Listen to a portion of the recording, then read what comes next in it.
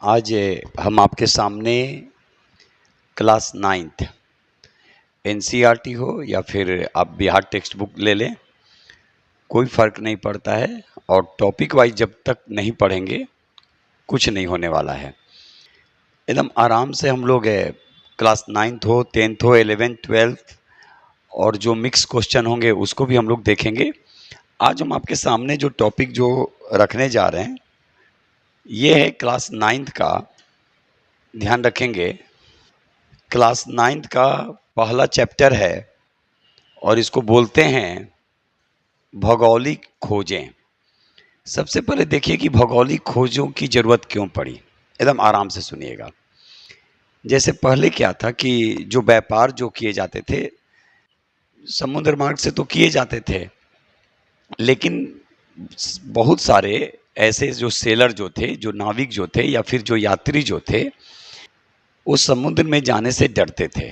उसका कारण क्या था कि ये लोग को लगता था कि अगर हम समुद्र में जाएंगे और जहाँ समुद्र समाप्त होगा उसके बाद हम लोग कहीं ना कहीं विलुप्त हो जाएंगे, यानी वहाँ के बाद हम लोग पृथ्वी के अंदर समाहित हो जाएंगे।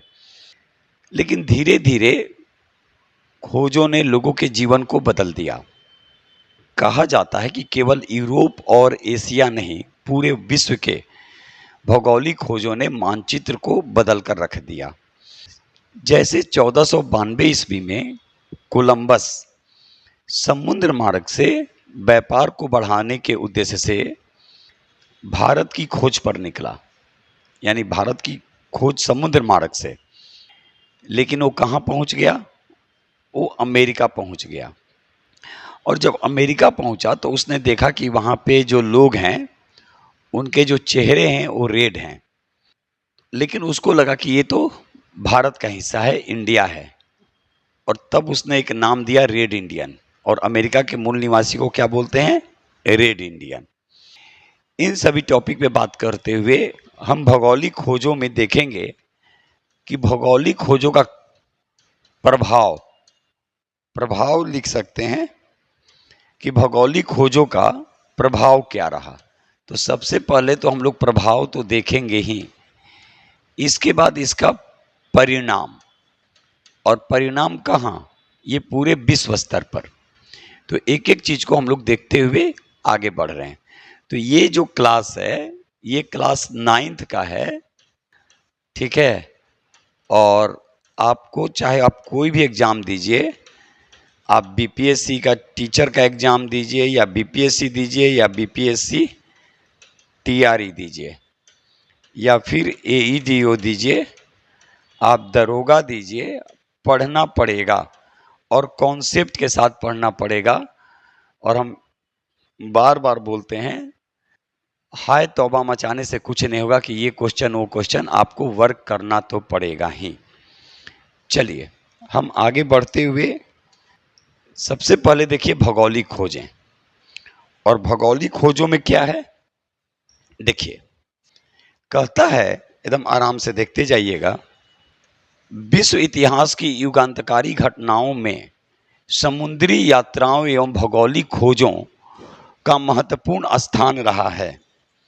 यानी क्या बोला कि पूरे विश्व के इतिहास में, यानी जितनी भी घटनाएं हुई उन घटनाओं में कह सकते हैं कि समुद्री यात्राओं और भौगोलिक खोजों का एक अलग या महत्वपूर्ण स्थान रहा। अभी हम आपको बताएं कि भौगोलिक खोजों ने पूरे विश्व के मानचित्र को बदल कर रख दिया। जो लोगों की सोच थी, इसका कारण क्या था? समुद्र मार्ग से व्यापार शुरू हो चुके थे और समुद्र मार्ग से जो व्यापार हुआ तो वहाँ पे समय की भी बचत होने लगी। इस चीज़ को याद रखिएगा, व्यापार की गतिविधियाँ बढ़ी, लोगों के जीवन स्तर में सुधार हुआ और व्यापार और वाणिज्य को एक महत्वपूर्ण स्थान मिलना शुरू हो गया। आधुनिक युग के आरंभ होने में जिन घटनाओं का निर्णायक योगदान है उनमें खोजों को भी शामिल है। जैसे सिंपल सा सोचिए, जैसे भारत में यूरोपीय कंपनियों का आगमन हुआ, तो कहीं ना कहीं भारत में यूरोपीय कंपनियों का जो आगमन हुआ उस समुद्र मार्ग से ही हुआ।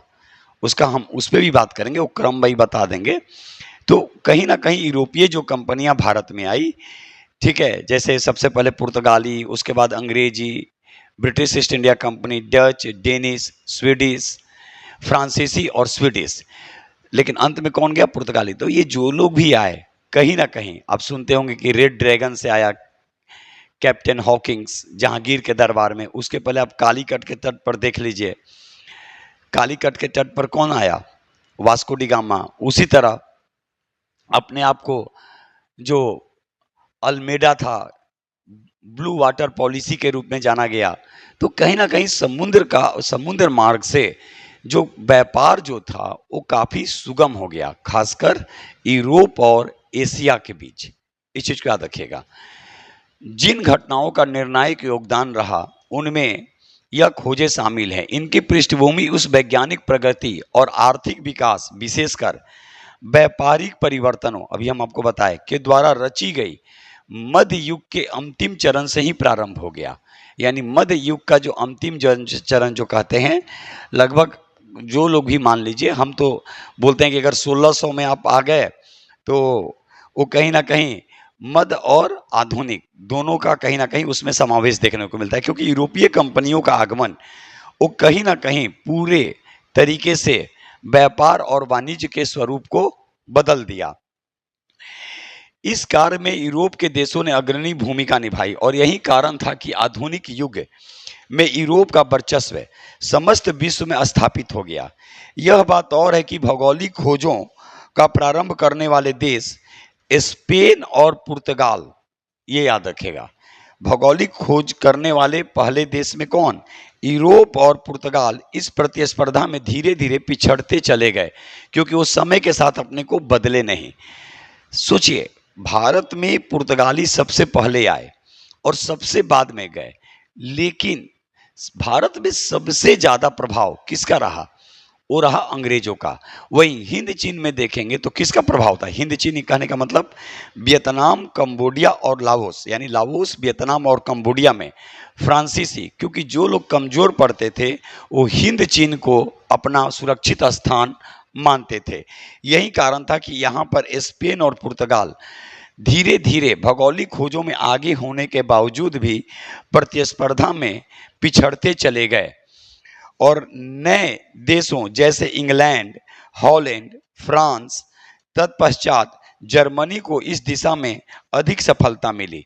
अभी हम आपको बोले भी कि जो ब्रिटिश वाले जो थे वो भारत पे काफ़ी प्रभावशाली रहे, वही हिंद चीन के क्षेत्र में फ्रांस का जो प्रभुत्व जो था वो काफ़ी मजबूत था, क्योंकि इंग्लैंड और फ्रांस जैसे आपस में, ये जो कारण क्या था, आप देखे होंगे कि अमेरिका में स्वतंत्रता संग्राम का कारण रहा इंग्लैंड और फ्रांस का प्रभाव, जो सप्तवर्षीय युद्ध जिसका प्रभाव कर्नाटक के युद्ध पर भी पड़ा। तो जब भारत में इंग्लैंड की स्थिति मजबूत थी तो फ्रांस जो था वो यहाँ से दूर अपने को सुरक्षित महसूस करने लगा। कहाँ? हिंद चीन के क्षेत्र में। और हिंद चीन का क्षेत्र कौन? लाओस, वियतनाम और कंबोडिया। आगे देखिए, इस दिशा में अधिक सफलता मिली।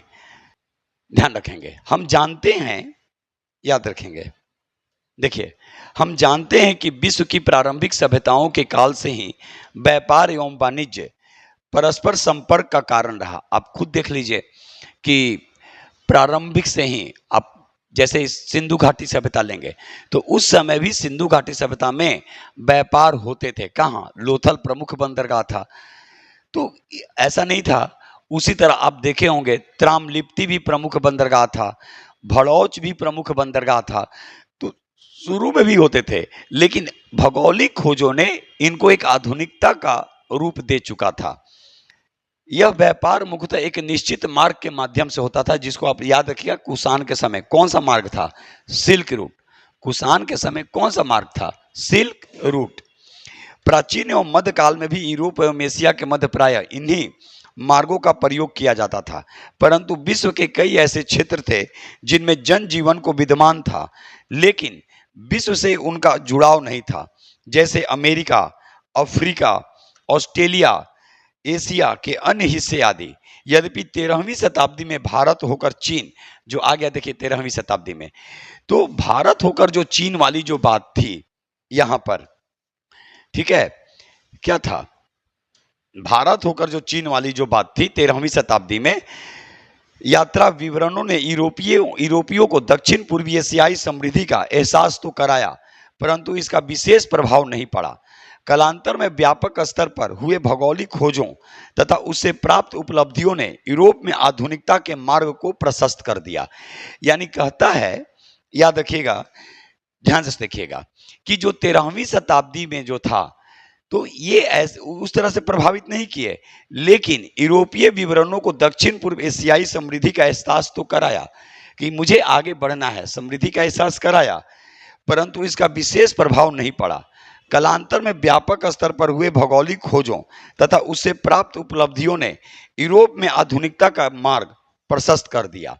कहता है, देखिए यहां पर, कि पुर्तगाली यात्री मार्कोपोलो ने विजयनगर साम्राज्य की समृद्धि एवं चीन के शासक कुबलय खां के दरबार के वैभव का वर्णन अपने यात्रा वृत्तांत में किया। याद रखेगा, ये सब क्वेश्चन पूछेगा। यानी मार्कोपोलो जो था वो विजयनगर साम्राज्य की भी यात्रा किया, और चीन का जो शासक था कुबलय, उसके दरबार में भी इसने यात्रा किया, और क्या बोला कि वैभव वर्णन, वैभव यानी बहुत, यानी अलग तरीके से समृद्धि के रूप में। क्योंकि आप खुद देखिए कि जब विजयनगर जो साम्राज्य था वो लगभग 1336 से शुरू होता है, 1336 से शुरू होता है, और खुद आगे चलकर देख लीजिए कि वो तब तक रहता है जब तक दिल्ली सल्तनत में तुगलक, तो उसको कनेक्ट करेंगे तो फिर हम लोग आगे उसको भी देखेंगे। आगे बढ़िए, आगे देखेंगे। मध्यकाल में यूरोपीय इतिहास का हम यदि अध्ययन करेंगे तो पाएंगे कि यह काल सामंती प्रवृत्तियों का काल था। सामंती यानी जो जब दो राजा आपस में युद्ध करते थे, तो जब कोई एक हारता था तो वो उसके अधीनता को स्वीकार कर लेता था। इस काल में न तो व्यापार वाणिज्य गतिशील था और न ही धर्म का स्वरूप उदार एवं मानवीय था।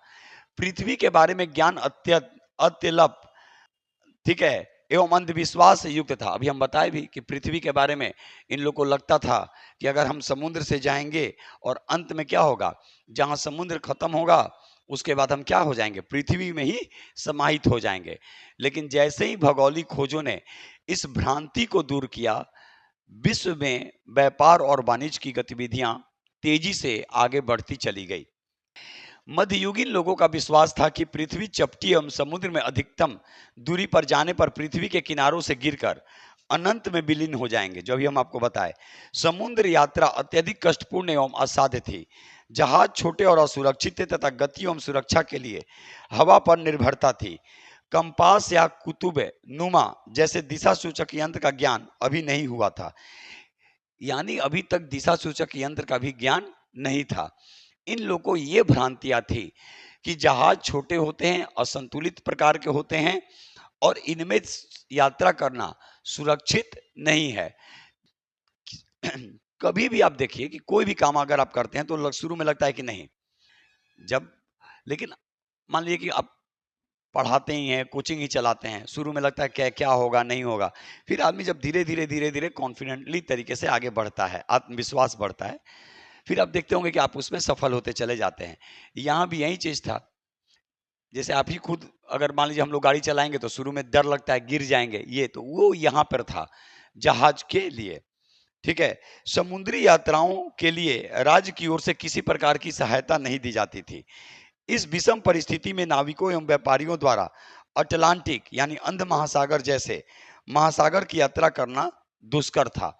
यानी कोई भी राज्य की तरफ से सहायता उनको नहीं दी जाती थी। अब कहता है कि भौगोलिक खोजों की पृष्ठभूमि, याद रखिएगा, भौगोलिक खोजों की पृष्ठभूमि। एकदम देखिए, हम एकदम आराम से पढ़ा रहे हैं, और पहले ही बोले थे कि जिस दिन हम डिजिटल बोर्ड पे आएंगे आपके हर समस्या का समाधान स्पिरिट ऑफ सक्सेस क्लासेस और प्रज्ञान जीएस सेंटर कर देगा, लेकिन बशर्ते पढ़ना है। इस बीच यूरोप में कुछ ऐसी घटनाएं घट रही थी जिसके प्रभाव स्वरूप यूरोप मध्ययुगीन मानसिकता से निकलने को उद्यत हुआ।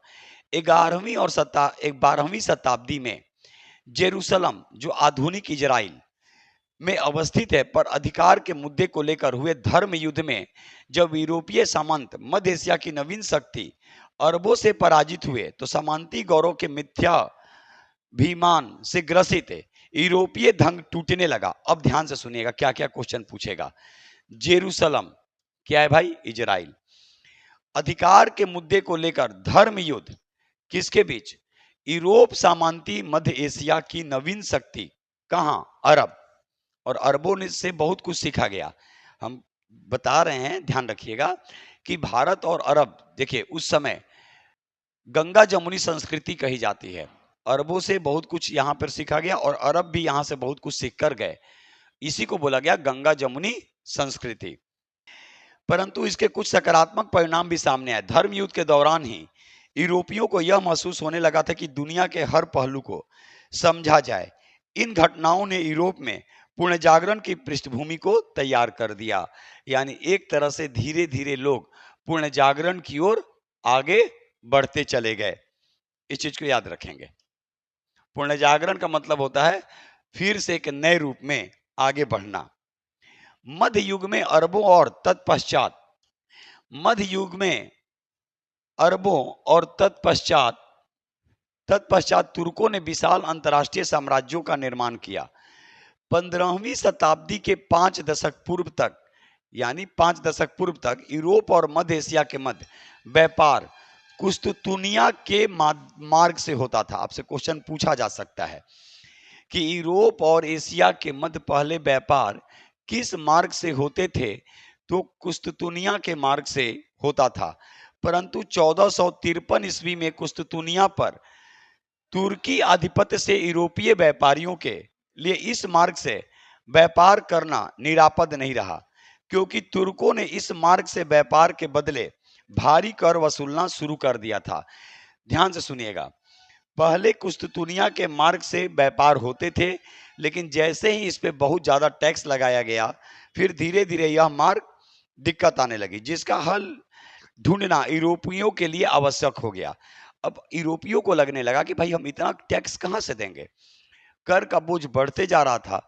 अब इसीलिए देखिए, जब आप पे कब दबाव बनता है, जब आप कुछ समझ नहीं पाते हैं, तब हाथ पैर मारते हैं। और क्या करते हैं, जब आप हाथ पैर मारते हैं तब एक नया अध्याय लिखा जाता है। ठीक है, जीवन भी वही चीज है, याद रखिएगा। कोई आपको मोटिवेट नहीं कर सकता है जब तक आपके अंदर खुद मोटिवेशनल ना हो कि मुझे कुछ करना है। जैसे देख लीजिए, टैक्स बढ़ा दिया गया, व्यापार बंद होने के कगार पे आ गए, तब तक यूरोप वासियों ने एक अलग मार्ग की खोज इन लोगों ने शुरू कर दिया कि मुझे एक अलग मार्ग बनाना है। इस काल में हुए नए नए आविष्कारों ने समुद्री यात्रा और नौसेना के विकास को आसान कर दिया। यूरोप वासियों ने कंपास का ज्ञान अरबों से सीखा। ये क्वेश्चन पूछा जा सकता है। इटली, स्पेन एवं पुर्तगाल के समुद्री तटीय इलाकों में नाव निर्माण कला में परंपरागत पद्धति की जगह खांचा पद्धति विकसित हुई, जिससे बड़े और मजबूत जहाज बनाए जाने लगे। दूरबीन का आविष्कार हो चुका था। यानी जो तुर्की जो था, कुस्तुतुनिया के मार्ग से जो व्यापार होते थे, अब उस पे वो जो टैक्स जो लगा चुका था भारी भरकम, यूरोप वासियों के लिए दिक्कत हो रही थी, क्योंकि यूरोप और एशिया के बीच व्यापार आगे बढ़ चुका था। इसी के लिए यूरोप वासियों ने एक नए समुद्री मार्ग की खोज की तलाश शुरू कर दी। यहां तक कि कंपास का ज्ञान जो यूरोप वासियों को नहीं था, वे लोग अरबों से सीख चुके थे। आगे सामुद्रिक अभियानों में काफी सहायक था, याद रखिएगा, काफी सहायक था। देखिए, काफी सहायक था। अब मानचित्र में काफी सुधार हो चुका था। इस संदर्भ में एस्ट्रोलोब अक्षांश जानने का उपकरण, याद रखेगा, एस्ट्रोलोब भी महत्वपूर्ण था। पुर्तगालियों ने एक नई किस्म के हल्के और तेज चाल से चलने वाली जहाज कैरावल बनाया। यानी 15वीं शताब्दी आते आते यूरोप वासियों ने, यानी यूरोप वासियों में कौन, पुर्तगाल के वासियों ने, पुर्तगालियों ने एक तेज चलने वाली जहाज, जो हल्की थी तो हल्का होगा तो तेज होगा, भागेगा, क्षमता उसकी अधिक होगी, उसका नाम था उस जहाज का कैरावल। इन नए उपकरणों एवं साहस के बल पर यूरोपीय नाविकों ने अटलांटिक एवं भूमध्य सागर में अपने जहाज उतारे।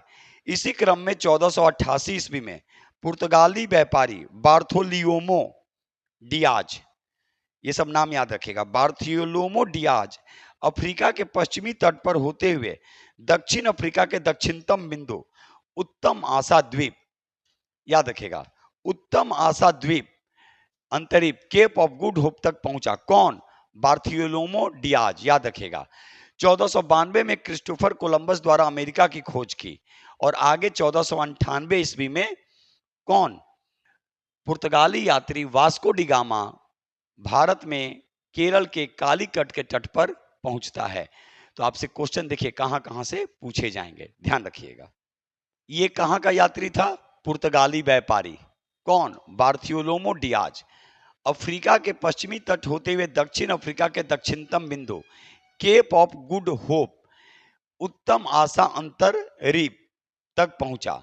1492 में क्रिस्टोफर कोलंबस द्वारा अमेरिका की खोज की गई।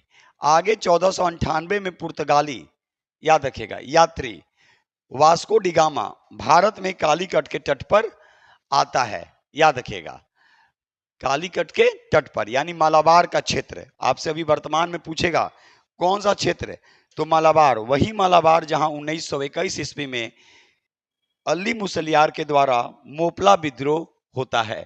तो देखिए यहां दिया है केरल के कालीकट, जहां स्थानीय शासक जमोरी द्वारा उसका स्वागत किया गया। ज्ञात हो कि वास्को डी गामा की सफलता के पीछे कुछ संसाधनों का भी योगदान था। भारत के व्यापारी अब्दुल्ला मस्जिद की भेंट वास्को डी गामा से दक्षिण अफ्रीका में हुई और इसी क्रम में उससे भारत आने का सीधा मार्ग मिल गया। और ये लोग किस लिए आए थे? मसालों के व्यापार के लिए आए थे। इसमें यूरोपियों के साहस में वृद्धि हुई। वास्को डी गामा द्वारा भारत में लाए गए वस्तुओं को 26 गुना मुनाफे पर यूरोपीय बाजारों में बेचा गया। अमेरिका अर्थात नई दुनिया की खोज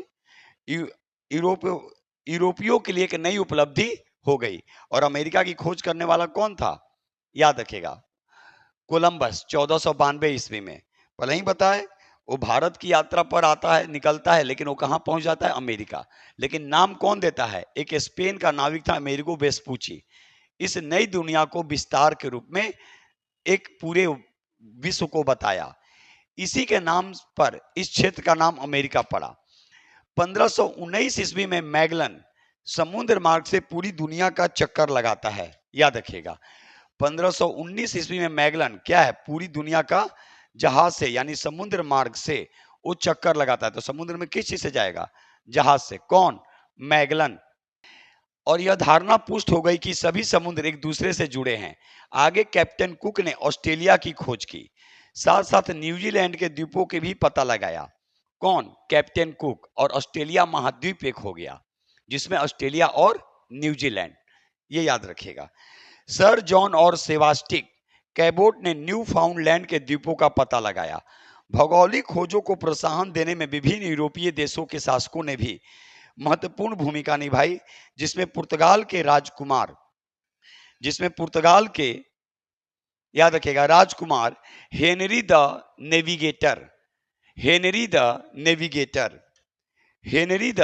नेविगेटर तथा स्पेन की महारानी इसाबेला प्रमुख थीं।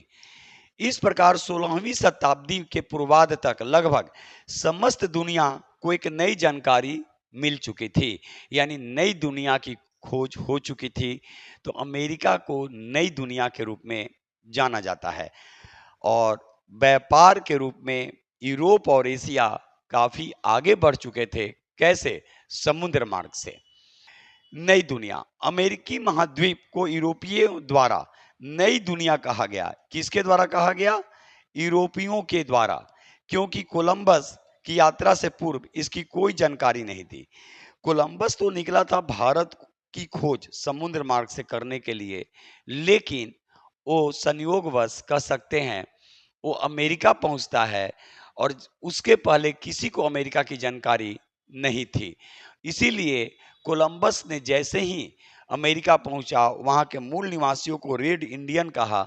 उसके बाद धीरे धीरे अमेरिगो वेस्पूची के नाम पर अमेरिका नाम पड़ा और फिर आगे चलकर जैसे ही कोलंबस ने इस क्षेत्र को जानकारी के रूप में विश्व के पटल पर रखा, इसको नई दुनिया के नाम से जाना जाता है। याद रखेंगे। आगे अब देखेंगे भौगोलिक खोजों के परिणाम। पहले यहाँ देख लीजिए दिया हुआ, देखिए कितना एकदम आराम से, हड़बड़ा के पढ़ने से कुछ नहीं होता है, एक बार कॉन्सेप्ट के साथ अच्छे से पढ़ेंगे। भौगोलिक खोजों के परिणाम काफी दूरगामी और महत्वपूर्ण साबित हुए। इस घटना ने पहली बार लोगों को संसार के एक बृहद भूखंड से परिचित कराया और विश्व के एक दूसरे के संपर्क आए। एशिया और यूरोप की विभिन्न सभ्यताओं जो पहले से विलग थी, परस्पर संपर्क स्थापित हुआ। नए देशों की खोजों के द्वारा न केवल नए उपनिवेशों के साथ व्यापार करने को प्रोत्साहन मिला, वरन उन्होंने वहां अपनी सभ्यता, संस्कृति, धर्म, साहित्य का प्रचार प्रसार करने का भी प्रयास किया। परंतु इसका नकारात्मक प्रभाव यूरोपीय उपनिवेशवाद के में उभर रहे सामने आया, अपनी विकसित भौगोलिक आवश्यकताओं को निमित्त। तो लेकिन यहाँ देख लीजिए, पहले परिणाम दिया हुआ है, इसको देखिए किस पे प्रभाव पड़ा, यानी इसका परिणाम क्या रहा। तो सबसे पहले व्यापार और वाणिज्य पर इसका प्रभाव पड़ा। औपनिवेशिक साम्राज्य का विकास हो गया। औपनिवेशिक साम्राज्य कौन? जब कोई विकसित देश अपने से कमजोर राष्ट्र पर अपना प्रभुत्व आर्थिक तरीकों से स्थापित करता है, उपनिवेशवाद कहलाता है। और धीरे धीरे उपनिवेशवाद साम्राज्यवाद का रूप ले लेता है। कैसे भाई? जब कोई विकसित देश अपने सैन्य संगठनों के बल पे, सैन्य शक्तियों के द्वारा, उनके आर्थिक के साथ साथ राजनीतिक प्रशासनिक गतिविधियों में जब वो भाग लेना शुरू करते हैं और उनके भूभाग पर अपना अधिकार जमा लेते हैं, तो उसको बोला जाता है साम्राज्यवाद। तो यहाँ पे उपनिवेशवाद साम्राज्य का विकास होने लगा, वाणिज्यवाद का विकास हुआ, ईसाई धर्म एवं पश्चिमी सभ्यता का प्रसार। क्यों? सारे के सारे तो यूरोपियन थे, और यूरोपियन थे तो स्वाभाविक है कि ईसाई मिशनरियों का प्रचार शुरू हो गया, ईसाई धर्म का प्रचार प्रसार शुरू हो गया। और आज देख लीजिए कि पूरे विश्व में इनका प्रभाव, और इन लोग का एक बहुत प्लस पॉइंट रहा यूरोप वासियों का, ईसाइयों का, ये दो चीजों पे काफी काम करते थे, स्वास्थ्य और शिक्षा। और हम लोग आज उसी पे सबसे नीचे हैं, नीचे पैदान पर हैं। सोचिए, सोचने का विषय है। जब पढ़िएगा आप तो आप खुद सोचिए कि 1813 ईस्वी में क्या हुआ। लॉर्ड विलियम बेंटिक के शासनकाल में आप खुद सोचिए, ठीक है, मैकाले शिक्षा नीति लाई गई। सॉरी, 1813 ईस्वी में चार्टर एक्ट में कहा गया 1 लाख रुपए। फिर 1833 के चार्टर एक्ट में कहा गया कि मैकाले शिक्षा नीति जो 1835 में लागू हुआ, 1813 में गलती से बोला गया था, 1813 में 1 लाख रुपया प्रति वर्ष देने की बात की गई। और 33 आते आते तो पूरा परिदृश्य ही बदल गया। तो 1813 में 1 लाख रुपया ईसाई मिशनरियों पर खर्च, यानी शिक्षा पर खर्च करने की बात की गई। सोचिए, स्वास्थ्य पे ये लोग खर्च करते थे, और आज के डेट में हम लोग शिक्षा और स्वास्थ्य को सबसे निचले पैदान पर रख दिए हैं, तो कहां से आगे बढ़ेंगे? सोचने का विषय है। दास व्यापार का विकास होने लगा, खरीद बिक्री शुरू हो गई। और आप खुद देखे होंगे कि 1860 के दशक में अमेरिका में भी दास प्रथा के लिए ही अब्राहम लिंकन की हत्या कर दी जाती है। 60 के दशक में हम बोले, ठीक है, यानी 60 के बाद। तो खुद देखिए, दासों की खरीद बिक्री शुरू हो गई थी। आप मध्यकाल में भी आइएगा तो देख लीजिए, आप दिल्ली सल्तनत में देखेंगे कुतुबुद्दीन ऐबक को भी खरीद के ही लाया गया था बाजारों से। तो एशिया और अफ्रीका और लैटिन अमेरिका के बाजारों से खरीदे जाते थे, और यूरोप वासी खरीदने वाले थे। भ्रांतियों का अंत एवं भौगोलिक ज्ञान में वृद्धि यहां पर प्रारंभ हो गई थी। तो भौगोलिक खोजों का परिणाम क्या रहा? व्यापार वाणिज्य में पर प्रभाव, औपनिवेशिक साम्राज्य का विकास, वाणिज्यवाद का विकास, ईसाई धर्म एवं पश्चिमी सभ्यता का प्रसार, दास व्यापार का विकास, और भ्रांतियों का अंत, और नई भौगोलिक खोजों ज्ञान में वृद्धि हुई। देखेंगे वही पूरा यहाँ पे दिया हुआ है कि व्यापार वाणिज्य में प्रभाव, नए देशों की खोज एवं व्यापारिक संपर्कों ने यूरोपीय व्यापार वाणिज्य में क्रांतिकारी परिवर्तन ला दिया। याद रखिएगा, क्रांतिकारी परिवर्तन ला दिया। फलस्वरूप मुद्रा व्यवस्था का विकास हुआ, हुंडी, ऋण पत्र आदि व्यापारिक शाख का विकास हुआ। व्यापार अपने स्थानीय स्वरूप को विकसित होकर वैश्विक रूप ले लिया। वैश्विक यानी विश्व स्तर पर बड़े पैमाने पर व्यापार प्रारंभ हो चुके थे, यूरोप से एशिया और उधर अमेरिका। और फिर आगे चलकर आप देखे होंगे अमेरिका का स्वतंत्रता संग्राम, उसका भी कारण यही रहा। इंग्लैंड और अमेरिका के भौगोलिक दूरी, ठीक है, उतने विकास होने के बावजूद, लेकिन ये सारे के सारे ये सोच रहे थे कि हम एक बार में ही सबको, तो वैश्विक रूप ले चुका था व्यापार, और इसी कारण से ये लोग अमेरिका तक पहुंच चुके थे। नए देशों की खोज के पूर्व व्यापार मुख्य रूप से भूमध्य सागर और बाल्टिक सागर तक ही सीमित था, परंतु अब इसका स्थान अटलांटिक, हिंद, प्रशांत महासागरों ने ले लिया। फलतः पेरिस, लंदन, एम्स्टर्डम, एंटवर्प आदि शहर विश्वव्यापी व्यापार के प्रमुख केंद्र बन गए। यूरोपीय व्यापार पर इटली का एकाधिकार हो जाता रहा। इसके बदले स्पेन, पुर्तगाल, हॉलैंड, इंग्लैंड तथा फ्रांस का प्रभाव बढ़ते चला गया। कालांतर में विशाल साम्राज्य संभालने में स्पेन और नए देश, ठीक है, स्पेन और पुर्तगाल इसमें लगभग पीछे हो चुके थे, ये याद रखिएगा। आई बात समझ में? आगे देखेंगे।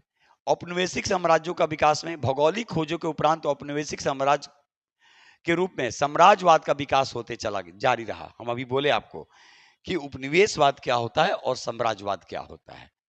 पहले आप सोचते हैं कि हम प्लेटफॉर्म पे खड़े हैं, फिर ट्रेन पे चढ़ेंगे, फिर बैठेंगे, फिर मेरा पूरा अपना एरिया, वही चीज है उपनिवेशवाद से साम्राज्यवाद। इसके फलस्वरूप व्यापार के माध्यम और स्वरूप में भी परिवर्तन आया। व्यक्तियों की जगह अब संगठित व्यापारिक कंपनियां संचालन करने लगी। और देखिए भारत में आने वाली यूरोपीय कंपनियों का स्वरूप, जैसे आप देख लीजिए, सबसे पहले कौन आया? पुर्तगालियों का आगमन 1498।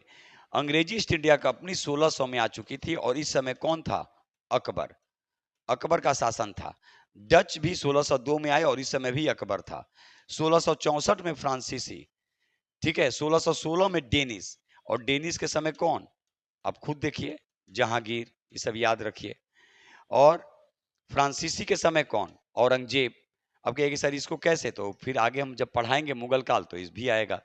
जैसे अकबर का शासनकाल 56 से 1556 से 1605 इसी बीच आ गया। उसी तरह डेनिस 1616 में आया, तो जहांगीर का शासनकाल 1605 से 1627। उसी तरह फ्रांसीसी औरंगजेब के समय आए, तो औरंगजेब का शासनकाल 1658 से लेकर 1707। फिर उत्तर मुगलकालीन यहाँ पर आता है, याद रखिएगा। धीरे धीरे नई नई बस्तियां बसना प्रारंभ कर चुकी थी, इस चीज को याद रखिएगा। इनमें कुछ कंपनियों व्यापारियों के द्वारा प्रायोजित थे और कुछ राज्य द्वारा। आगे अमेरिका, अफ्रीका, ऑस्ट्रेलिया तथा अन्य द्वीप समूहों ने उपनिवेश एवं बस्तियां बसाई। प्रारंभ में पुर्तगाल और स्पेन औपनिवेशिक स्थापित करने में अग्रणी रहे, परंतु 16वीं शताब्दी के अंत तथा 17वीं शताब्दी के प्रारंभ में फ्रांस भी शामिल हो चुका। पहले ही बोले फ्रांस में है, लेकिन प्रभाव सबसे ज्यादा किसका रहा? तो प्रभाव जो रहा सबसे ज्यादा वो रहा, ध्यान रखिएगा, अंग्रेजों का। उसी तरह वाणिज्य का विकास, वाणिज्यवाद का विकास, नए देशों की खोज तथा व्यापार के वैश्विक विस्तार के फलस्वरूप आधुनिक पूंजीवाद का जन्म हो चुका है। याद रखिएगा, यहाँ पे आधुनिक पूंजीवाद समझेंगे, यानी आधुनिक पूंजीवाद का जन्म हुआ। इस आर्थिक व्यवस्था में बुलियन की महत्ता बढ़ी। सोने की महत्ता ने यूरोपीय देशों का ध्यान इस ओर आकृष्ट किया तथा अंतर्राष्ट्रीय स्तर पर सोने एवं चांदी की लूट हुई। साथ ही साथ भंडारण भी किया जाने लगा। इन भंडारों की प्राप्ति में स्पेन अग्रणी था। ईसाई धर्म का प्रचार होगा ही, क्यों? यूरोपीय लोग थे और ये लोग अपना प्रचार प्रसार शुरू कर दिए। लेकिन ईसाई धर्म का प्रचार होने के साथ ही इनके शिक्षा और स्वास्थ्य पर भी काफी प्रभाव पड़ा, क्योंकि ये जहां जाते थे शिक्षा और स्वास्थ्य को ये लोग प्रायोरिटी देते थे, प्राथमिकता देते थे। इसीलिए कहा जाता है कि ईसाई धर्म का एवं पश्चिमी सभ्यता का प्रसार जितने भी औपनिवेशिक देश में हुए वहां तो हुआ ही, और आज खुद देख लीजिए कि कहा जाता है कि ये शिक्षा और स्वास्थ्य पर भी काफी ध्यान देते थे, इसीलिए इसका प्रभाव आज भी देखने को मिलता है।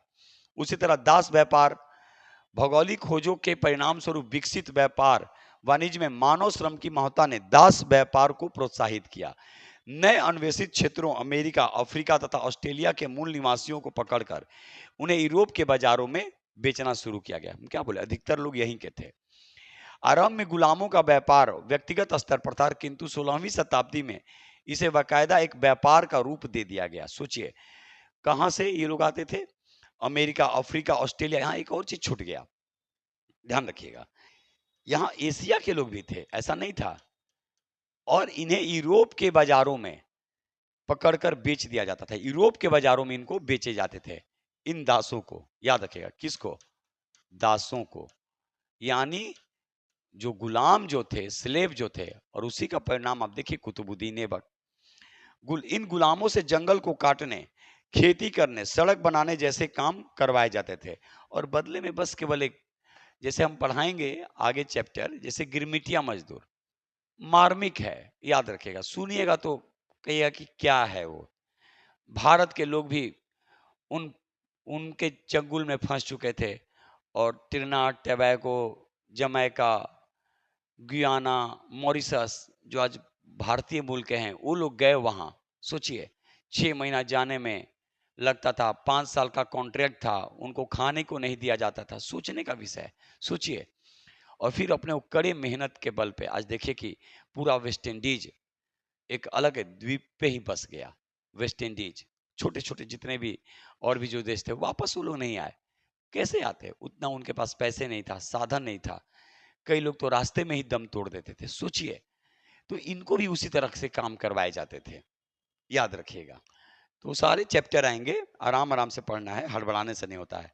हम 100 नंबर का क्वेश्चन भी आप लोग के सामने लाएंगे, ताकि आपका दोनों तरीकों से चलते रहे, कॉन्सेप्ट वाला भी और क्वेश्चन का जो है। भ्रांतियों का अंत एवं भौगोलिक ज्ञान में वृद्धि। कैसे भाई?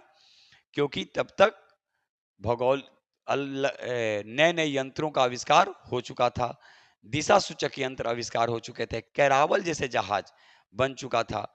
तो उस तरह से कहा जा सकता है कि अब ये भ्रांतियां नहीं रही कि हम लोग जाकर समुद्र में या पृथ्वी के अनंत में चले जाएंगे।